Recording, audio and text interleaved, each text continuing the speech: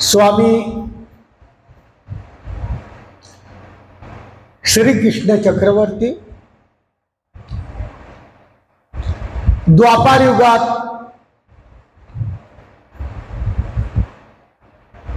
पर our शक्तीचा स्वीकार केला। आमच्या स्वामींनी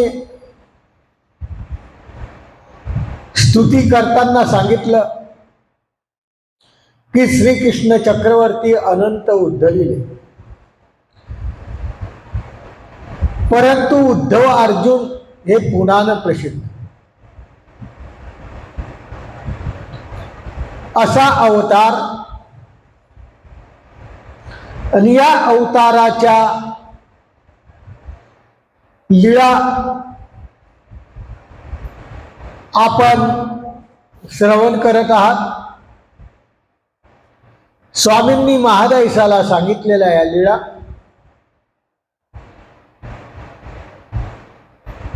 म्हणून सर्वज्ञ श्री चक्रधर निरोपित श्रीकृष्ण लीळा चरित्र असं ग्रंथाचं नाव आहे। वांदेशकर पाठ, या वांदेशकर पाठाच्या माध्यमातून आपल्या समोर या लीळांची मांडणी त्यांनी केलेली ते आपण श्रवण करत आहात। काल आपली अर्धी लीळा राहिली होती। श्रीकृष्ण चक्रवर्ती शिष्टाईला गेले।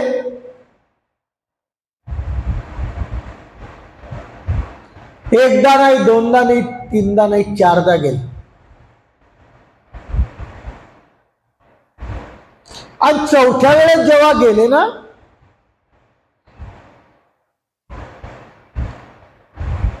तेव्हा विदुर देवाच्या घरी जेवण केलेलं आहे आणि सभा मंडपात आले तेव्हा दुर्योधनाने असं उच्चारलेलं आहे की तुम्ही राजे कुळामध्ये जन्मले, तुम्ही राजे आहात आणि एक दासी पुत्राच्या घरी जेवण केलं, कलंक लागला। तेव्हा श्रीकृष्ण चक्रवर्तींनी त्यांना तो श्लोक सांगितलेला होता। श्रीकृष्ण चक्रवर्तीचा त्यांनी त्या ठिकाणी अवमान केला आणि अवमान केल्यानंतर काय झालं की श्रीकृष्ण चक्रवर्ती त्यावेळेस त्या सभेमधून निघायला लागले।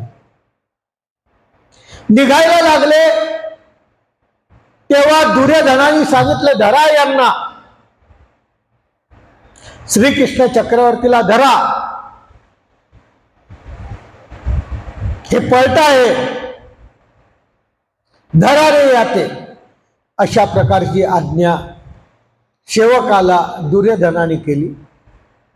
श्रीकृष्ण चक्रवर्तीने तेव्हा विज्ञान शक्ती प्रगट केली। म्हणजे त्यावेळेस काय केली, विज्ञान शक्ती प्रगट केली आणि श्रीकृष्ण चक्रवर्ती सारखे सर्व दिसायला लागले।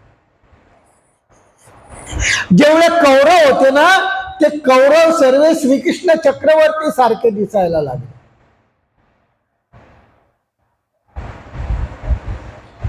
श्रीकृष्ण चक्रवर्तीने विज्ञान प्रगट केले, निघून गेले। निघता निघता भीष्माला भेटले। भीष्मदेवाला भेटले, विदुराला भेटले। भीष्म आणि विदुर त्यांना वाटे लावायसाठी गेला।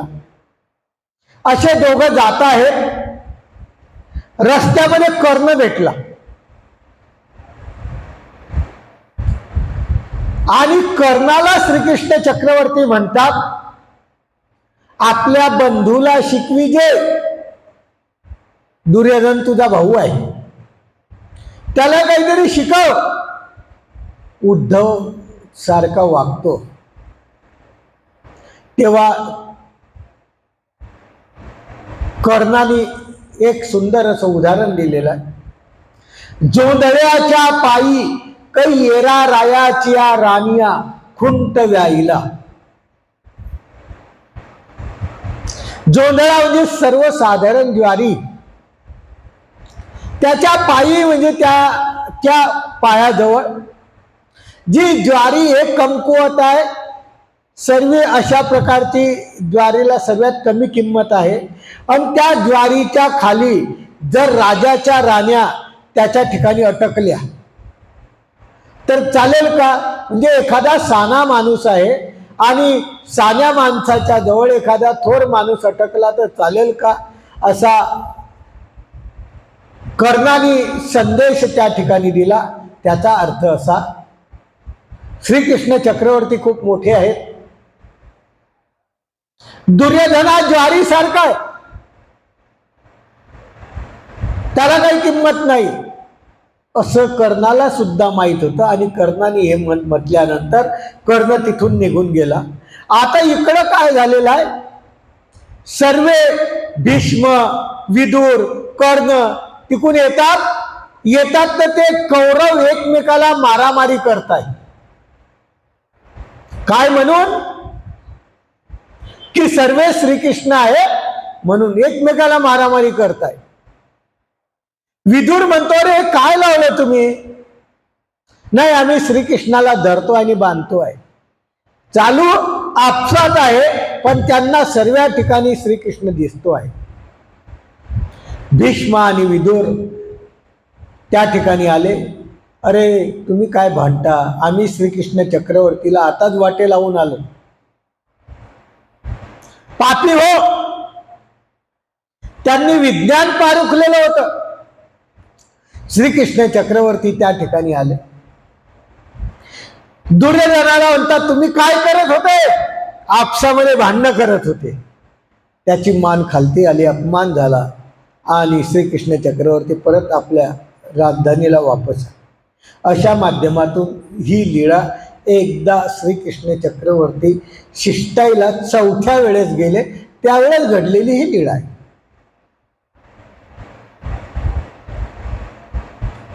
कर्णाची लीळा आपण काल अर्धी ऐकली. त्या कर्णाच्या लीळेच्या माध्यमातून श्रीकृष्ण चक्रवर्तींनी पांडवाला सांगितलं, अरे पांडव हो, तुम्ही कर्णाच्या हातून मरणार. मग काय करायचं?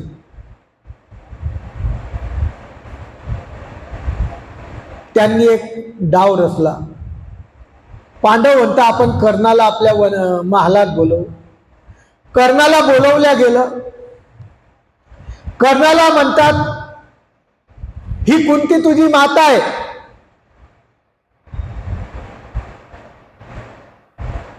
माझी माता याला काय पुरावा? मी माता पिता नेने.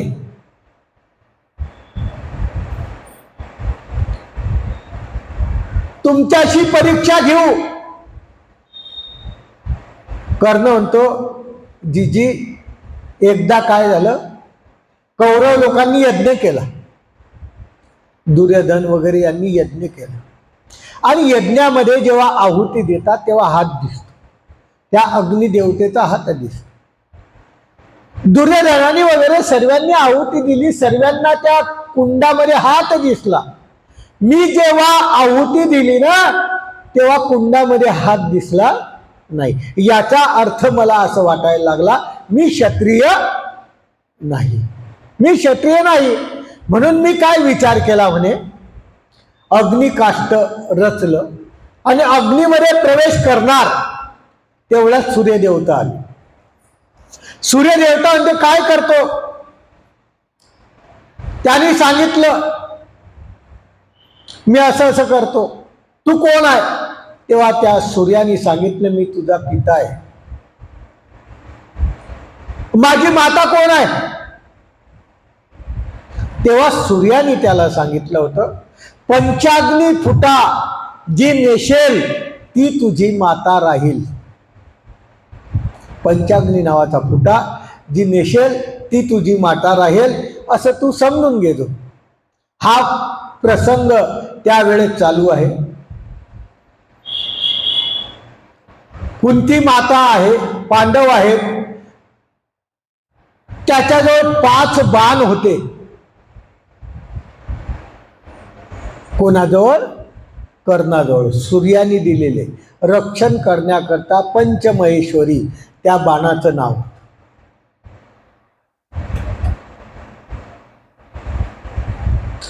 म्हणतो जर माझी माता आहे तर मला सूर्याने असं सांगितलंय, पंचाग्नी फुटा जर हिने नेसला तर मी माझी माता समजेल.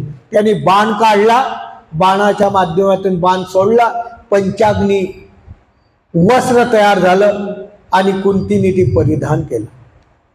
आणि तेव्हा त्याला कळालं की कुंती माझी माता आहे. मग परस्पर बंधू भेटले, स्वागत केलं एकमेकाचं.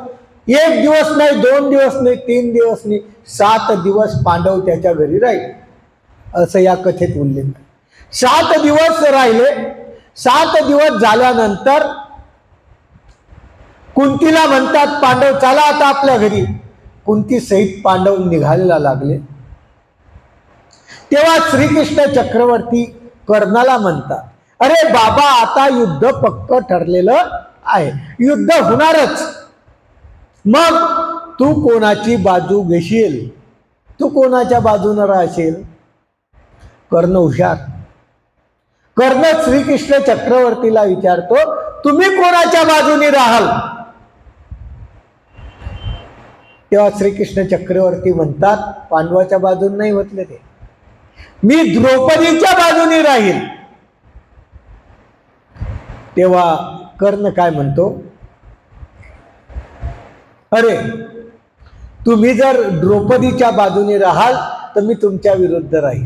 जर तुम्ही पांडवाच्या बाजूने राहिले, द्रौपदीला सोडून दिलं, तर मी पांडवामध्ये मिसळेल. परंतु श्रीकृष्ण चक्रवर्ती होतात, नाही, असं होणार नाही. अशा प्रकारची कथा चालू आहे. तेव्हा श्रीकृष्ण चक्रवर्ती म्हणतात, अरे कर्णा,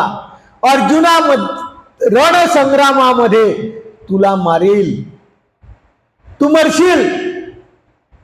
ते म्हणे काही सांगावं असं? मेलो तरी चालेल, पण मी पांडवाच्या बाजूनी जाणार नाही. जोपर्यंत पांडवाच्या बाजूनी द्रौपदी आहे तोपर्यंत मी जाणार नाही. कारण द्रौपदीने सुद्धा या कर्णाचा काय केलेला आहे? अपमान केलेला आहे. आणि त्या अपमानाचा बदला म्हणून तो म्हणतो, मी त्यांच्या बाजूने राहणार नाही. मग श्रीकृष्ण चक्रवर्ती म्हणतात, अरे तू दुर्योधनाच्या बाजूने का राहशील? तेव्हा त्यांनी सांगितलंय, कर्णाने एक सुंदर असं उदाहरण दिलं. तो म्हणतो, दुर्योधनाने माझा एक लाड पुरवला. मी लहानपासून मोठ्यापर्यंत माझी एक लळा पुरवली. ते काही सांगू. एक कथा सांगितली त्याने की वास्तविक असं होऊ नये, दुर्योधन मला माझा मित्रच समजला. म्हणून काय, ते एकदा भानामती दुर्योधनाची पत्नी आणि कर्ण दोघं सारीपाट खेळत होते. सारीपाट खेळता खेळता काय झालं, या भानामतीने आपल्या गळ्यातला जो हार होता तो हार डावाला लावला. जर तुम्ही जिंकले तर हार तुमचा. आणि योगायोगाने त्या ठिकाणी कर्ण जिंकला. ती हार द्यायला तयार होत. यांनी काय केलं, तिच्या गळ्याला हात टाकला आणि ताणायचा प्रयत्न केला. तो हात तुटला, परंतु आपले नख तिच्या छातीला लागले. कोणाच्या? भानामतीच्या छातीला लागले. भानामतीच्या छातीला लागले, ते माळ तुटली. ते मुक्त फळे होते, ते मुक्त फळे सर्व इकडं तिकडं हे करायला झाले. आणि अशा वेळेस ती भानामती रडायला लागली. आणि हा कर्ण ते मुक्ता फळे उचलणार तेवढ्यामध्ये दुर्योधन त्या ठिकाणी पोहोचला. आणि दुर्योधनाने तो मुक्ताफळ उचलण्याच्या आधीच त्याचा हार वरच्या वर धरला आणि बाणामतीला म्हणतो, ही बाणामती, तू खुशाल त्या कर्णाला खालचा तर मुक्ताफळ उचलू देते आहे, त्याचे हात जळून गेले असते, माझा काय फायदा झाला. हात वरच्या वर धरले आणि म्हणतात की कर्णाचे हात शिनून गेले असते, कामाचे राहिले नसते, तर मी काही उत्तराई होईल. सांगायचं तात्पर्य ती पतिव्रता होती. याने तिच्या गळ्याला हात लावलेला होता, त्या माध्यमातून ते मणी खाली पडलेले होते. पूर्वीचे पतिव्रतत्व खूप हे होतं, त्यांनी जर ते मणी उचलला असता तर त्याचा हात काय झाला असता, शिनला असता, कामाचा राहिला नसता. तो दुर्योधनाने उचलला आणि दुर्योधनाला त्यानी छातीला हात लावला तरी काहीही वाटलं नाही. एवढं त्यांना माझं दोष पोटात सामावलेला, मी त्याची बाजू कशी सोडू. कर्ण श्रीकृष्ण चक्रवर्तीला म्हणतो, मी कशी बाजू सोडू त्याची. आता काय करा.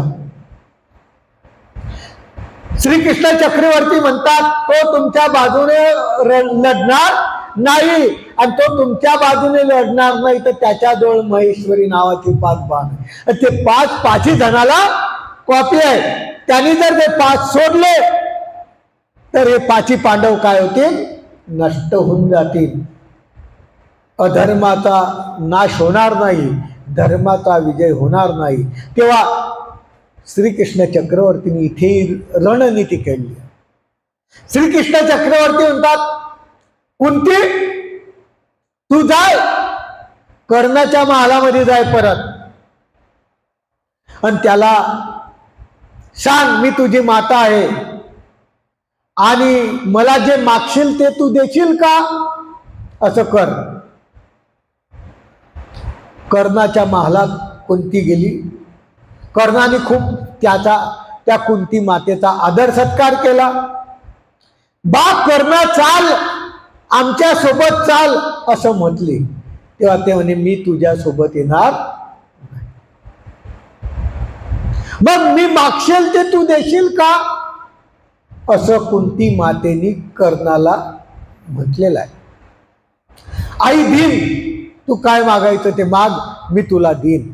आणि त्या कुंती मातेने महेश्वरीचे 5 बाण मागून घेतले. जे कर्णाजवळ जी शक्ती होती 5 जणांना मारायची, ती त्या कुंतीने काय केली, मागून घेतली आणि त्यांनी सुद्धा देऊन टाकली. ते पांडवाजवळ ते 5 बाण आणले, महेश्वरीचे 5 बाण आणले. श्रीकृष्ण चक्रवर्तींनी ते बाण आपल्या हाताने जाळून टाकले, नष्ट केले. म्हणजे पांडवांना जे मृत्यूचं भय होतं कर्णापासून, ते या ठिकाणी काय झालं, नष्ट. अशी ही कथा कर्णाची आपण श्रवण केली. आणि या माध्यमातून कर्ण असा दानशूर म्हणतात ना, त्याला म्हणतात की काही विचार केला नाही, प्रत्येक गोष्टीत त्यांनी आपल्यावर जरी आपत्ती आली तरी दान देऊन मोकळा झालेला हा कर्ण. हा पांडवांचाच मोठा भाऊ आहे. अशा असलेल्या कर्णाची लीळा आपण आता ऐकली. पुढे दुर्योधन विश्वासघातकी श्रीकृष्णा क्षेम कथन. दुर्योधनाने विश्वासघात केलेला आहे. सांगितलं कसा, यंत्रासना उपरी भट्टी म्हणितले. शस्त्राचं आसन दुर्योधनाने श्रीकृष्ण चक्रवर्तीच्या ठिकाणी केलं, तरी श्रीकृष्ण चक्रवर्तींनी कसं सहन केलं, असा प्रश्न भट्टोबासानी स्वामी चक्र यांना विचारलेला आहे. इतकं त्यांच्या ठिकाणी संयम. श्रीकृष्ण चक्रवर्ती थोडेही विकारले नाही. ते न विकरत कार्य. गोसावी म्हणतात, वानर्या नागदेवाला ही कथा सांगताय स्वामी चक्रधर. पांडव कौना आतुडेची ना, पांडव कोणाकडून हरल्या जाणार नाही, असं दुर्योधनाला 100% शंका झाली की आता काही उपाय केले आपण तरीही पांडव हरत नाही. मग काय करायचं. दुर्योधनाने एक कट रचला. दुर्योधन विचार करतो आहे. विचार करून त्यांनी काय केलं, रामकृष्ण म्हणजे बलराम आणि कृष्ण दोघाला एकदा मारून टाकायचं, म्हणजे पांडव आपाप जातील. जर जराच बुजला तर नदी व्हायचं बंद होऊन जाईल. अशा माध्यमातून त्या दुर्योधनाने काय केलं, खूप मोठं आमंत्रण श्रीकृष्णाला आणि बलरामाला दिलं. आपण ऐकलं, 6 महिन्याआधी भानामतीला सांगितलं की श्रीकृष्ण आपल्या घरी येणार आहे. किती महिन्याआधी? 6 महिन्यापासून भानामती श्रीकृष्ण चक्रवर्तीची वास पाहते. डोळे कुजून गेलेले आहे भानामतीचे. आणि 6 महिन्यानंतर श्रीकृष्ण चक्रवर्ती आणि बलराम दुर्योधनाच्या म्हणण्यापेक्षा भानामतीच्या विनंतीला अंगीकारून त्या ठिकाणी आलेले. भानामती हे श्रीकृष्ण चक्रवर्तीची बहीण आहे, बळीभद्राची बहीण आहे.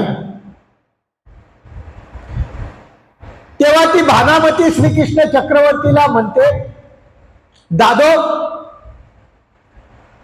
तुम्ही मला कधी विचारायला येतच नाही, द्रौपदीला जातात आम्हाला विचारत नाही, अशा प्रकारचं बऱ्याच प्रकारचं तिने हे केलं. तेव्हा ते पांडवालाच विचारतात, तुम्ही आम्हाला काय विचारत नाही.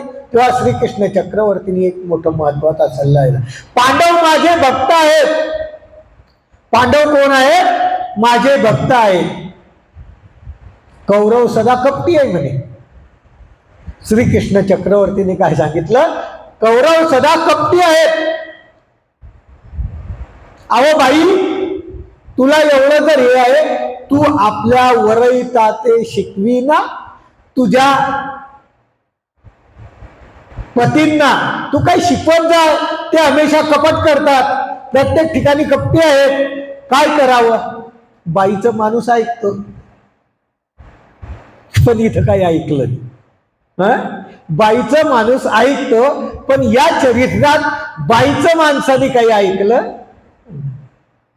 नेमकं काय झालं, बाईचं माणसाने ऐकलं नाही आणि शिकवत जा. ते म्हणे माझे नवरे कपट करतच नाही. इतका विश्वास तिचा त्या पतिदेवावर, दुर्योधनावर. श्रीकृष्ण चक्रवर्ती म्हणतात, त्यांचं कपट दाखवू का तुला? नाही नाही म्हणे, ते कपटी नाहीच. किती आदर केला त्यांनी तुमचा, आता किती मोठं सिंहासन रचलंय तुमच्यासाठी. श्रीकृष्ण चक्रवर्ती त्या भानामतीला घेऊन दुर्योधनाच्या त्या सभा मंडपात गेले. त्यांनी काय केलं होतं, असा खड्डा खोदलेला होता ज्याला पेव म्हणतात.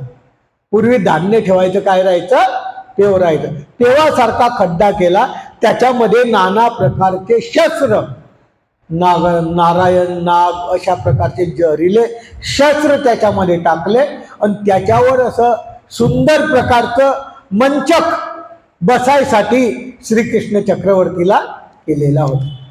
भानामतीला त्या ठिकाणी घेऊन गेलेले आहे. भानामतीला घेऊन गेले. श्रीकृष्ण चक्रवर्तीला भानामती म्हणते, कुठं कपाट आहे सांगा ना. हा आदर, एवढा मोठा सिंहासन आमच्या पतीने तुमच्यासाठी केलाय आणि तुम्ही खुशाल म्हणतात की कपटी आहे. तेव्हा श्रीकृष्ण चक्रवर्ती दुर्योधनाजवळ गेले. श्रीकृष्ण चक्रवर्ती म्हणतात, बाई हे पहा, हे कपट नव्हे. अंगठ्याने ते वस्त्र काय केलं, फेकून दिलं आणि त्याच्यामध्ये नाना प्रकारचे धगधगीत शस्त्र त्या ठिकाणी भानामतीला दिसले. भानामती घाबरली. भानामतीच्या स्वप्नामध्ये सुद्धा नव्हतं की माझे पती असे करतील. घाबरली. दादा हे काय तुझ्यासाठी? हा, आमच्यासाठी हे केलेलं असं नाही. आणि तेव्हा भानामतीचा राग अनावर आलेला आहे. आणि भानामती म्हणे, एक कपटी.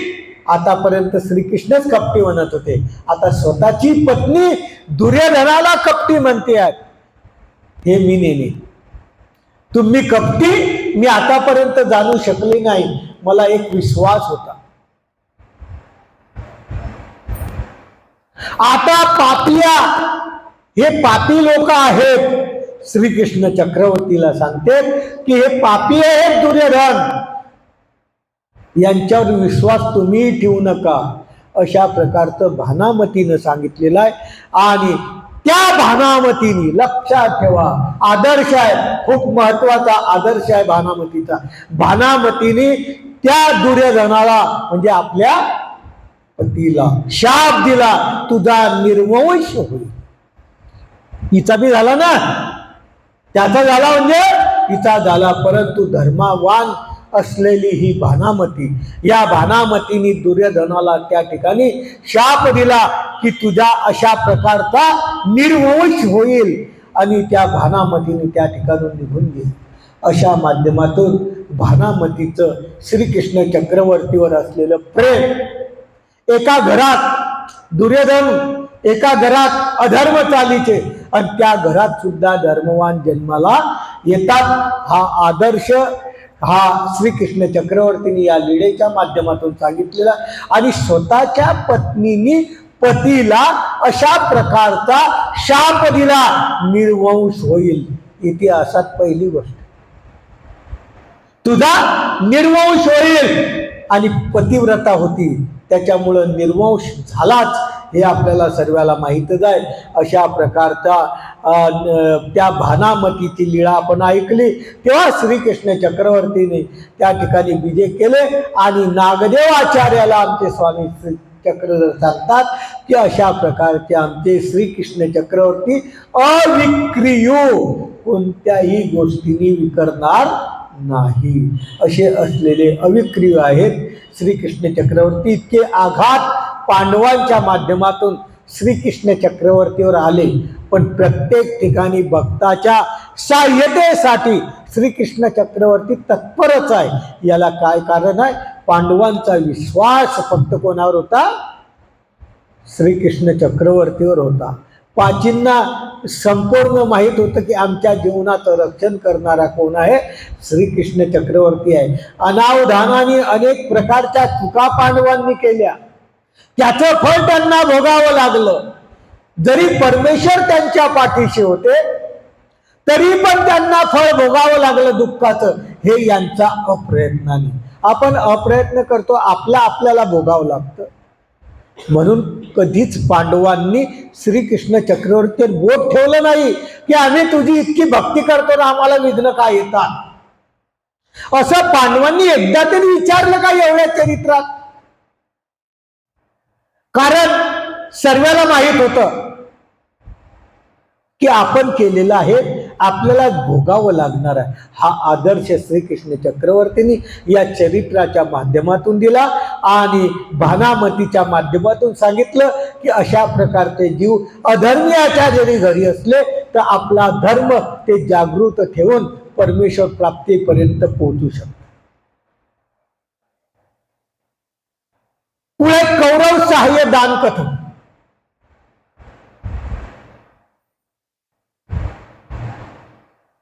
एकदा काय झालं,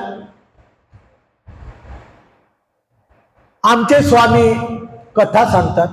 बाई श्रीकृष्ण चक्रवर्ती पांडवासहित आपल्या परिवारासहित शामंत पंचक असं ठिकाण आहे, त्या ठिकाणी गेले.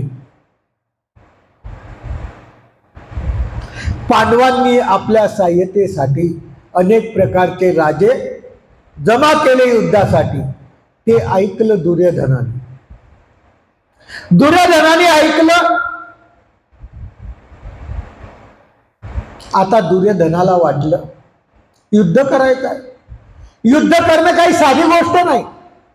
युद्ध करत असताना आपला पक्ष काय लागतो? बळकट लागतो.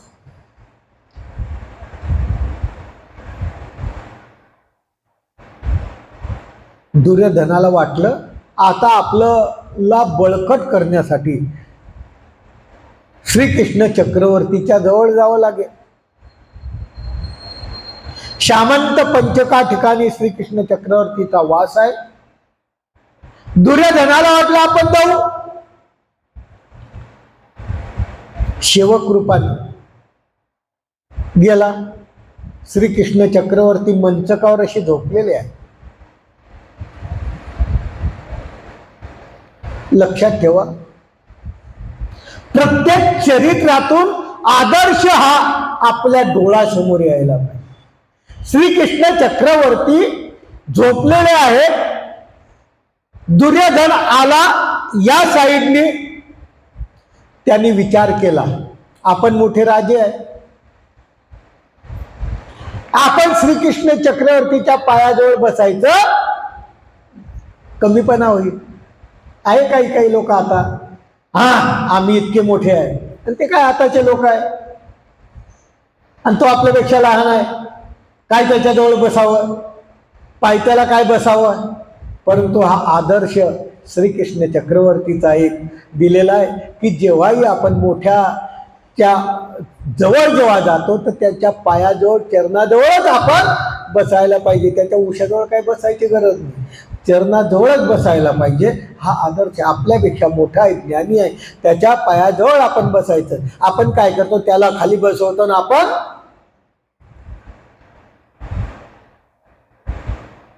वर बसतो. हाच मूर्खपणा दुर्योधनाने केला. दुर्योधन काय केलं, श्रीकृष्ण चक्रवर्तीच्या उशाला बसला. श्रीकृष्ण चक्रवर्ती झोपलेले आहे. थोड्या वेळाने दुर्योधन आला, आपल्या अर्जुन आला. आता दोघाला एकच काम, काहीतरी सहाय्यतेसाठी मागायला यायचं.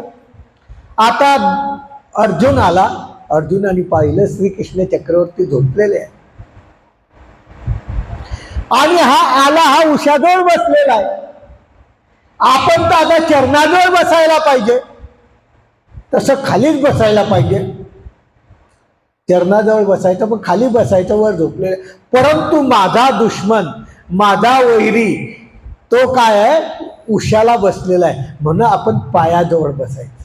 श्रीकृष्ण चक्रवर्तीच्या पायाजवळ तो खाली बसला, आणि बसल्यानंतर श्रीकृष्ण चक्रवर्तीची सेवा करायला लागला.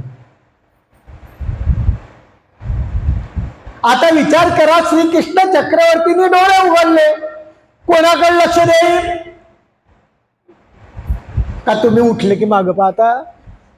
तुम्ही पाहत असाल तर माहित नाही, पण श्रीकृष्ण चक्रवर्तीचं सहज लक्ष कुठं गेलं?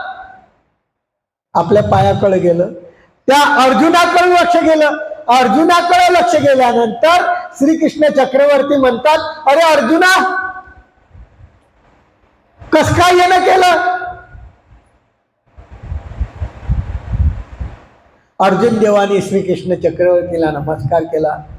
अर्जुन केव्हा आला? म्हणे आता झालं. कस काय, कोण्या कामासाठी आला? जी राहुलाची सेवा करायची म्हणून आलो. अर्जुन देव सर्व कथा सांगितली. अर्जुन देव म्हणतात, मागे राजे पण आले आहे. राजे म्हणजे दुर्योधन. आता श्रीकृष्ण चक्रवर्तीला माहित नव्हतं का परमेश्वर आहे, सर्वदृष्ट आहे. तरीही त्यानंतर श्रीकृष्ण चक्रवर्तीने मागची वाट पाहिली. अरे राजे केव्हा आले तुम्ही? आधी, याच्या आधी आलेला होता तो, आता झालं. दुर्योधन हात जोडले. मग दुर्योधन काय म्हणतो, आता युद्ध आहे, होणार आहे, अटल आहे, तर आम्हाला तुम्ही सहाय्य करावं. श्रीकृष्ण चक्रवर्ती म्हणतात, ठीक आहे, माझ्याजवळ अक्षयणी सैन्य आहे नारायणी, बलिभद्र आहे आणि एका बाजूनी मी आहे. पण मी कोणतंही शस्त्र धरणार नाही, निशस्त्र राहील. अर्जुन हो, काय पाहिजे तुम्हाला दोघातलं एक सांगा. लगेच दुर्योधन म्हणतो, पहिले मी आलोय, पहिले माझा नंबर. श्रीकृष्ण चक्रवर्ती म्हणतात, पहिले आला असेल तू, पण माझी नजर पहिले कोणाकडे गेली? अर्जुनाकडे गेलेली आहे. तर अर्जुनाचा पहिला नंबर. दुर्योधन मोठ्या संकटात आला. काय संकटात आलं की यांनी जर सर्व सैन्य मागून घेतलं तर आपली फजिता झाल्याशिवाय. सैन्याची धाव कुठपर्यंत राहते? कुपापर्यंत. पुढचं काही कळतच नाही त्याला. माझी दृष्टी जर अर्जुनावर आहे तर अर्जुन पहिले मला मागेल. काय करावं? दुर्योधन पेचात बसला. श्रीकृष्ण चक्रवर्तीच्या जवळ अर्जुन आहे, इकडं दुर्योधन आहे आणि पहिला नंबर कोणाचा लागला? अर्जुनाचा लागला. अर्जुन देव म्हणतो, जिजी मला कोणतंच सैन्य तुमचं नको पाहिजे, कोणतं नको सैन्य पाहिजे. काय पाहिजे? फक्त तुम्ही पाहिजे. इतका खुश झाला दुर्योधन, अंतःकरणातून इतका खुश झाला की आपल्याला जे पाहिजे होतं तेच आता मिळणार आहे. अर्जुनाने फक्त श्रीकृष्ण चक्रवर्तीला मागितलं आणि अर्जुन देवानी मागतात दुर्योधन खूप मोठा हर्षित झाला. दुर्योधनाने बाह्या पडल्या, आता मी आहे, आता माझ्याशी गाठ आहे.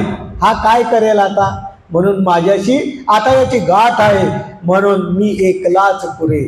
अशा प्रकारचा दुर्योधन म्हणतो. आणि ते अक्षयणी सैन्य, कृतवर्मा त्या राज्याचा मुख्य सेनापती होता, त्या कृतवर्मा सगट, बलिभद्रा सगट श्रीकृष्ण चक्रवर्तींनी त्या दुर्योधनाला समर्पण केलं की जाय. एक अक्षौणी सैन्य, थोडक्यात आपल्याला माहिती देतो की एक अक्षौणी म्हणजे किती, त्याच्यामध्ये किती लोक राहतात. म्हणून त्यांनी सांगितलेलं आहे की अक्षौणी दल मोजण्याची परिभाषा 2,18,070 रथ. त्या एका अक्षौणी सैन्यामध्ये किती राहतात? 2,18,070 रथ राहतात. त्याच्यानंतर 2,18,070 हत्ती राहतात.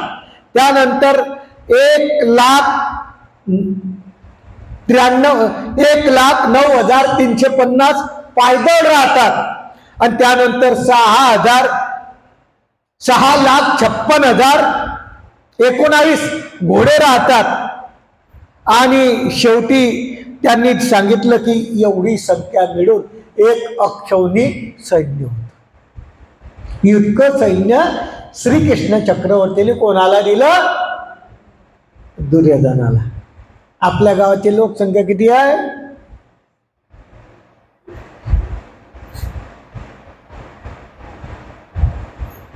इतकं सैन्य श्रीकृष्ण चक्रवर्तीने त्या दुर्योधनाला दिलं. किती खुश झाला तो. हा एकटा श्रीकृष्ण काय करणार, आपल्याला एवढं मोठं काय मिळालं? सैन्य मिळालं. आणि अशाच माध्यमातून अधर्मी लोक, जे अधर्मी लोक आहे ते थोडक्यातच समाधानी, थोडक्यातच काय करतात? ते अल्पसंतुष्टे, अल्पसंतोषी लोक याच्यातच संतोष मागतात. परंतु अर्जुनासारखे लोक, आमच्या श्रीकृष्ण चक्रवर्तींनी ही जी कथा आहे, ही कथा आमच्या स्वामी चक्रांनी सांगितलेली कथा आहे. आणि स्वामी चक्रांनी सांगितलेली कथा, महादाईसाला बाईसाला सांगितलेली कथा, या कथेतून आदर्श की आपण पुढीलाच्या नुसार वागणूक ठेवावी. मोठा असला त्याच्यानुसार वागणूक ठेवावी. त्या पद्धतीने बसायचं, उठायचं, ज्ञान करावं.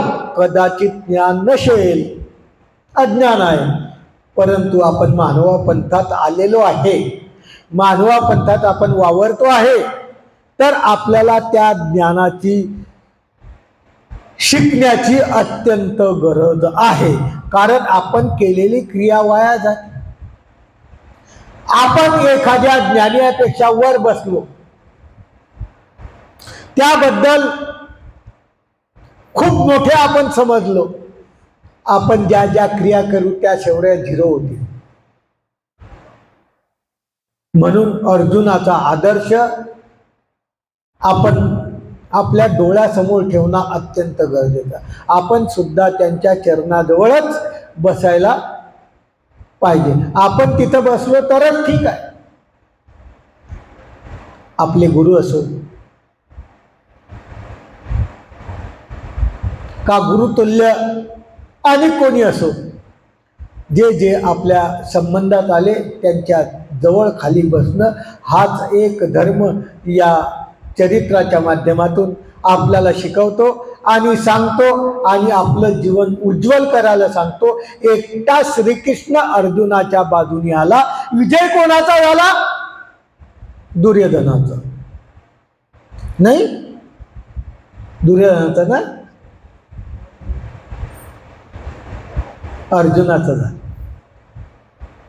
कारण परमेश्वर एक संपूर्ण ब्रह्मांडाचा मालक आहे, संपूर्ण पृथ्वीचा मालक आहे, संपूर्ण जगाचा मालक आहे. असा असलेला मालक परमेश्वर जर तुमच्या बाजूने आहे तर तुमचाच विजय होणार आहे. जगातले कितीही लोक आपल्या बाजूने असले आपला विजय होणार नाही. पण आपण काय करतो? दृष्टपराला महत्व देतो. अरे आपण तिथं नाही गेलो तर तो माणूस काय म्हणेल, म्हणून आपण त्याच्यासाठी आपला धर्म बाजूला ठेवून अधर्मरूप क्रिया करतो. आणि अधर्मरूप क्रिया करून आपल्याला तो माणूस तेवढ्यापुरता संतुष्ट होतो.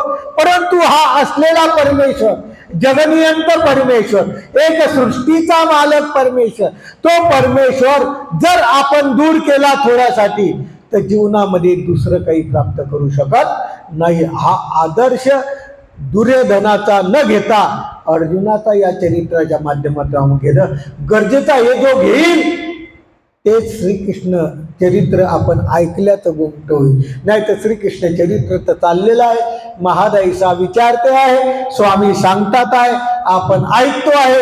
ऐकल्यानंतर आपण सुरू करतो आहे. नळी फुंकली सोनारे,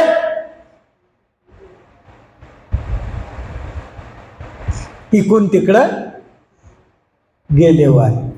आहे ना, बरोबर आहे ना धना? इकून तिकडं कोणाची कोण होती. एवढं मोठी कथा सांगितली. नंतर विचारलं का पांडवाची द्रौपदी कोण होती? काय माहित नाही हो, ते रात्रीच झालं ना पोटी. रामाची सीता कोण? असा प्रकार जर आपला जीवनात असला तर अशा लीळात श्रवण करण्याचा काही फायदा होणार आहे का? काहीच फायदा होणार नाही. म्हणून आपल्याला जीवनामध्ये त्या लीळेचं श्रवण करायचं आहे. पुढे रणस्तंभ प्रतिष्ठा करणी, विपरीत तिथी करणी कथन. एकदा काय झालं, श्रीकृष्ण चक्रवर्ती आपले स्वामी म्हणतात, बाई जेव्हा युद्ध होतं ना, युद्धच काय अशा बऱ्याच चांगल्या क्रिया किंवा वाईट क्रिया जेव्हा होतात तेव्हा दुर्योधनाने यमुना तीरी सपरिवार बसवला. श्रीकृष्ण चक्रवर्ती पुराणामध्ये झाले. दुर्योधन पुराण सांगू लागला आणि तिथं बळीभद्र आले. आणि बळीभद्र आल्यानंतर दुर्योधन मुख्य कौरव उठले आणि उठल्यानंतर एक पौराणिक होता तो उठेचे. म्हणून बळीभद्राने मुसळी घातली आणि त्या पुराण सांगणाऱ्या ब्राह्मणाला काय केलं, त्या ठिकाणी मारून टाकलं. आलं लक्षात? यमुनेच्या तीरावर दुर्योधन सर्व परिवारासकट काय ऐकत होता? पौराणिक काहीतरी कथा ऐकत होता. कथा ऐकत असताना दुर्योधनाजवळ तो ब्राह्मण पुराण सांगतो आहे. अशामध्ये त्या ठिकाणी बळीभद्र आला. बळीभद्र ओळखता ना?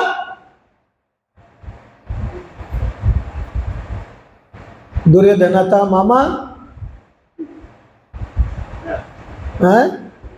कोण होता बळीभद्र? नाही माहित?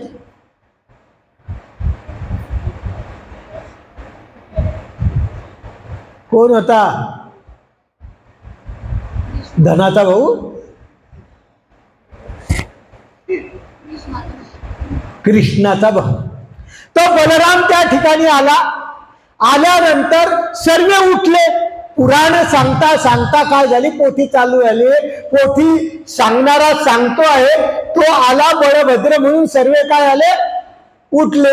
फक्त पोथी सांगणारा काही उठला. मग कोणाला राग आला? बळीभद्राला राग आला. आता बळीभद्राला राग आला. त्यांनी काय केलं, विचार केला नाही, मुसळ घेतलं आणि त्याच्या डोक्यात मारलं. जागीच तो काय झाला, खलास झाला, हातकार झाला. आणि त्यानंतर बळीभद्राला पश्चाताप आला की मी ब्रह्महत्या केली. आता ब्रह्महत्या केली बळीभद्राने, मग त्याचा प्रायश्चित श्रीकृष्ण चक्रवर्तींनी केलेली ही सुद्धा रणनीती आहे. ही सुद्धा रणनीती कोणाची आहे? श्रीकृष्ण चक्रवर्तीचीच आहे. पदोपदी आपल्या पांडवांचं रक्षण करण्यासाठी केलेली रणनीती. त्याने काय केलं, मुसळ हाणलं, ब्रह्महत्या झाली. ब्रह्महत्येचं पातक लागलं. ब्रह्महत्येचं पातक नाशण्यासाठी बळीभद्रांनी काय केलं की बुवा आता लोकांची तीर्थयात्रा करावी. आता आपल्याला तीर्थयात्रा केल्याशिवाय आपल्याला शांती मिळणार नाही. म्हणून त्यांनी बळभद्रांनी 18 दिवस तीर्थयात्रा केली. आणि युद्ध किती दिवस चाललं? 18 दिवस चाललं. कारण बळीभद्र जर युद्धात राहून जाता तर खूप वेळोवेळी पांडवांना काय आली असती, आपत्ती आली असती. कारण बळीभद्र सुद्धा दुर्योधनाने काय केलेला होता, मागितलेला होता. आता त्याचा काटा दूर काढायसाठी श्रीकृष्ण चक्रवर्तींनी केलेली हे रणनीती. 18 दिवस त्याला तीर्थयात्रेला निघून गेला. तीर्थयात्रा करता करता शेवटचा दिवस 18वा युद्धाचा, त्या दिवशी तो आला तेव्हा दुर्योधनाचा वध होणार होता. सर्व युद्ध संपून गेलेलं होतं. फक्त एकटा दुर्योधन बाकी होता. आणि त्या दुर्योधनाचा वध त्या दिवशी झाला. आणि बळभद्र आला त्याच दिवशी. तीर्थयात्रेहून आल्यानंतर तो काय झाला, अशा प्रकारचा हे झाला. श्रीकृष्ण चक्रवर्ती सहदेवा ते म्हणतात आता युद्ध होणार. कुठे झालं युद्ध? चितोळा, अंबर्डी, सांगवी, बालोद, फैजपूर, चिनावल, मस्कावत, कुंभारखेडा. कुठे आलं? कुरुक्षेत्र. धर्मक्षेत्रे कुरुक्षेत्र. जेव्हा युद्ध होतं ना तेव्हा युद्धाच्या ठिकाणी मोठा खंबा उभा करावा लागतो. जसं पोथी होते ना, तर पोथीच्या ठिकाणी 1 महिनाभर आधी खंबारोहण केल्या जातं. त्या ठिकाणी युद्धाच्या ठिकाणी मोठा खंबा उभा करण्यात आला. सहदेवाला म्हणतात खंबा उभा करायचा आपल्याला. तो खंबा अमावस्येच्या दिवशी दुर्योधन उभा करणार होता. आधी कोण करणार होता? दुर्योधन उभा करणार होता. आणि असा नियम आहे की जो पहिले खंबा उभा करेल त्याची विजय होतो, असा नियम होता. जो पहिले खंबा उभा करेल त्याचा त्या युद्धात विजय होणार, असं ठरलेलं होतं. श्रीकृष्ण चक्रवर्ती सहदेवाला म्हणतात, खरे दुर्योधन तर अमावस्येच्या दिवशी खांब उभा करणार आहे, तुम्ही कधी करणार? तो आधी करणार, तुम्ही नंतर करणार तर तुमचा पराजय होईल. आता काय करावं? पांडवाला चिंता पडली. श्रीकृष्ण चक्रवर्तीने काय केलं, जसं जयद्रथाचा वध केला, काय केला? सूर्य असतानाच काय केलं? अंधार पाडून टाकला. त्याप्रमाणे श्रीकृष्ण चक्रवर्तीने काय केलं? 13च्या दिवशी अमावस्या करून टाकली. 13च्या दिवशी काय केली? अमावस्या, म्हणजे 2 दिवस आधीच अमावस्या करून टाकली. आणि श्रीकृष्ण चक्रवर्ती सहदेवाला म्हणतात, करा खांब पुरा. दुर्योधनाला माहीतच नाही. अशा माध्यमातून श्रीकृष्ण चक्रवर्तींनी त्रयोदशीला तो खांब काय केला? रोवला. त्याचं विधान केलं. त्याचं विधान केलं. त्या ठिकाणी एक पुरुष बसवला रक्षणासाठी. त्या ठिकाणी त्या खांबाजवळ काय झालं, रात्री लहाशी म्हणजे वाघीण आली. अरे बा, कौरव पांडवाचा इथं संग्राम होणार आहे म्हणून ते काय केलं, त्या माणसाला खायला लागली. हा आई काही हरवता कोण जिंकता, तेव्हा ते म्हणे लहाशीला विचारलं गेलं, त्या खांबाजवळ लहाशीला विचारलं गेलं, या युद्धात कोण जिंकेल. तेव्हा तिने सांगितलं की याच्यात पांडव जिंकतील, कौरव हरतील. असं त्या लहाशीनं लहाशीच्या पिलांनी त्या खांबाजवळ बसून सांगितलं. आणि अशा प्रकारचं गुंजन त्या खांबातून निघालं. आणि कोण हरेल कोण जिंकेल हे आपल्याला पुढे पाहायलाच भेटेल. परंतु आधीच प्रत्येक याच्यामध्ये शुभ शकुन बा दिसती, अशा प्रकारचे नाना प्रकारचे शकुन, नाना प्रकारचे पांडवावर येणारे विघ्न श्रीकृष्ण चक्रवर्तीने काय केले, हरण केले.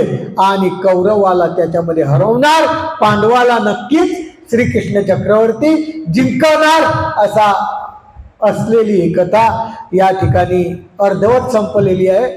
उद्या हिची पूर्ण करू. अशा माध्यमातून श्रीकृष्ण चक्रवर्ती आपल्या विधाराला गेले. म्हणजे प्रत्येक ठिकाणी युद्ध आपल्याला माहित होतं, पण युद्ध करताना किती प्रकारचे नियम आहेत, कशा प्रकारचं हे आहे, कधी कोणी काय करावं तेव्हा जिंकेल, असा सर्व आदर्श आपल्याला महादाईसाच्या माध्यमातून, नागदेवाचार्याच्या माध्यमातून श्रीकृष्ण चक्रवर्तीच्या अगम्य आणि अमृतमय लीळा आपल्याला ऐकायला भेटतात. आपण नुसत्या ऐकाने आपल्या हृदयात साठवून त्याचं जर स्मरण केलं तर पांडवांचा जसा प्रत्येक ठिकाणी विजय श्रीकृष्ण चक्रवर्तीने केला, तसा आपला सुद्धा या संसारात प्रत्येक माणूस हरलेला आहे. या संसारात प्रत्येक माणूस दग्धायमान झालेला आहे. किती कोणी कसाही असो, गरीब असो, मध्यमवर्गीय असो का श्रीमंत असो, प्रत्येक या संसारात दुःखाने होरपळून गेलेला आहे. आणि त्याला जर त्या होरपळणाऱ्या दुःखातून मुक्त व्हायचं असलं तर अशा अमृतमय लीळा आपण श्रवण करून आपल्या मुलांवर, नातांवर प्रभाव टाकावा, त्याला संस्कारित बनवावं, अशी अपेक्षा करतो ना.